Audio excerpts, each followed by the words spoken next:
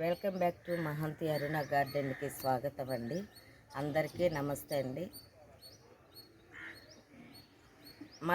Mulberry గురించి, dragon గురించి నేనైతే చెప్పదలుచుకున్నానండి.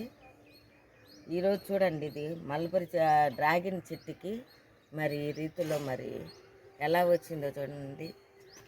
ఎలా చక్కగా పండు వచ్చిందండి. నేను పెట్టి కూడా ఒక 6 నెలలేనైనా అయింది.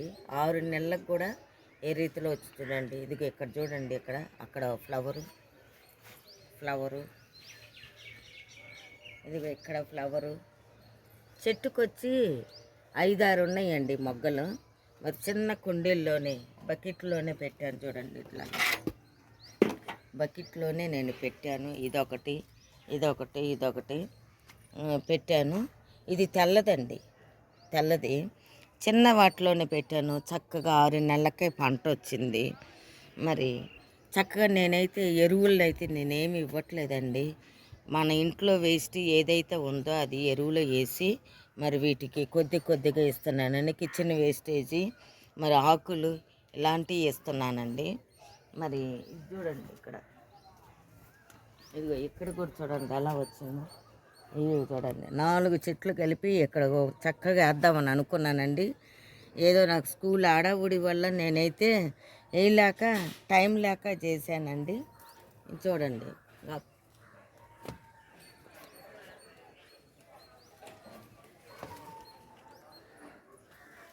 ఇది చూడండి, డ్రాగన్ చూడండి. కొమ్మకి ఎలా ఉన్నాయో చూడండి.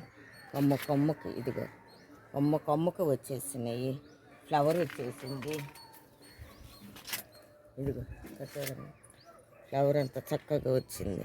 ప్రతి దానికి కొమ్మకి అయితే చక్కగా ఫ్లవర్ వచ్చేసిందండి.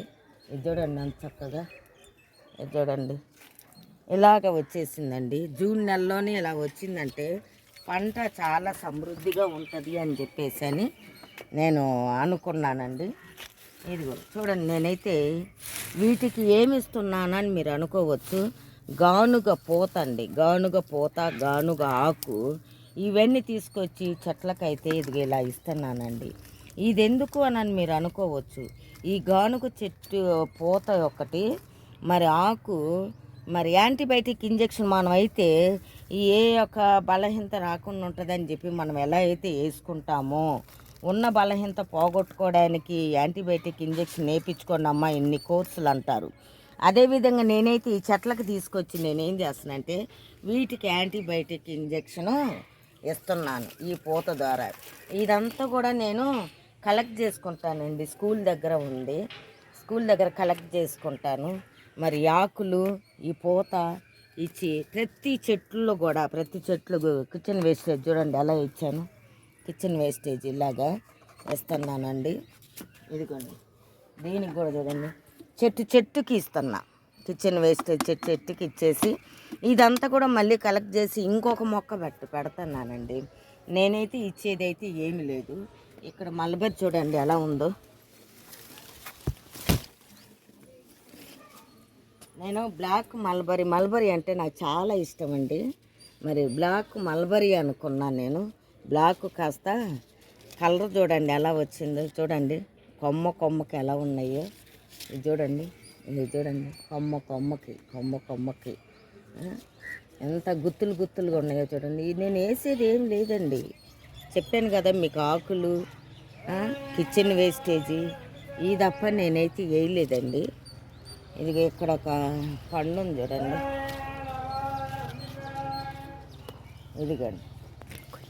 ఇదిగోండి ఈ పండు ఎలా ఉందండి. ఇంతేనండి, ఇలాగే ఉంటుంది పండు ఇలాగే ఉంటుంది. ఇది చూడండి, ఇట్లా పట్టుకోగానే ఏమవుతుందంటే చక్కగా రాలిపోతుంది. ఇంతే, ఇంకా పండు ఇంతే చూడండి. ఇది ఇంతేనండి పండు కలర్. ఇది ఇంకా తర్వాత ఏమవుతుందంటే రాలిపోతుంది. నేనైతే బ్లాక్ మల్బరీ అని చెప్పేసి తీసుకొచ్చాను.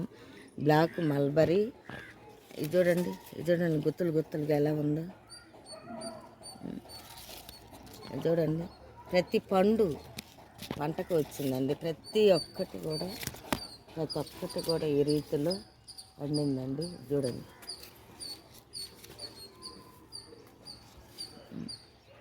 చూడండి మల్బరీ కలర్ ఇదేనండి. గ్రీన్ ఎల్లో కలర్ అని చెప్పేసి అని తీసుకొచ్చానండి. మరి ఎల్లో కలర్ ఇంకా ఇంకా పండిద్దేమో నన్ను అనుకున్నాను.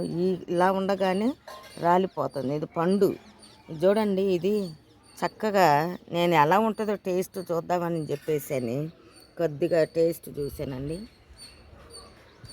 అమృతంగా ఉందండి. చాలా చక్కగా ఉంది, చాలా స్వీట్గా ఉంది. పంచదార నోట్లో వేసుకుంటే ఎంత స్వీట్ అయితే ఉంటుందో ఆ రీతిలో ఉందండి. మరి ఈ రీతిలో నేను కిచెన్ వేస్టేజీ ఆకులు, మరి మన ఇంట్లో మిగిలినటువంటి బియ్యపు నీళ్ళు ఇలాంటివి తప్ప నేను ఏమి పొయ్యట్లేదండి. ఏది కూడా ఏం పొయ్యట్లేదు. ఏది కూడా నేను ఇవ్వట్లా. బలమైన ఇచ్చేది ఏంటి అని మీరు అనుకోవచ్చు. ఏమి ఇవ్వట్లేదండి నేను. ఇవి తప్ప ఇంటి తప్ప మరి చక్కటి ఈ యొక్క చెట్లకు నేను సమృద్ధిగా ఇచ్చుకుంటూ ప్రతి ఒక్కటి కూడా అండి, లేదా సంవత్సరంలో 2 చెట్లు అలాగ చేసుకొని పండ్ల చెట్లన్నీ దీని మీద పెట్టానండి. పండ్లు ప్రతి ఒక్క పండు ఇది లేదు అని అనకుండా ప్రతి ఒక్క పండుని ఇక్కడ పెట్టాను. తర్వాత